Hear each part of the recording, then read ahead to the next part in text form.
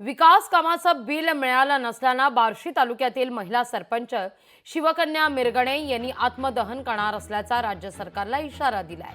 मांडेगाव इथं ग्रामपंचायतीनं जनसुविधा योजनेअंतर्गत स्मशानभूमी सुशोभीकरण आणि सिमेंट रस्त्याच्या कामाकरता मंजूर निधीचं बिल न मिळाल्यानं आत्मदहनाचा इशारा देण्यात येतोय।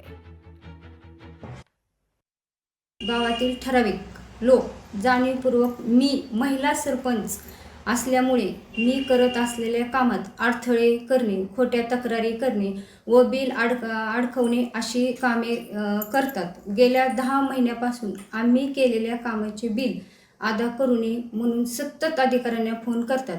जनसुविधेच्या कामाचे बिल 2 दिवसात न दिल्यास मी व माझे पती माजी सरपंच पंडित मिरगणे 26 जानेवारी रोजी बांधकाम विभाग बार्शी येथे आत्मदहन करणार आहे।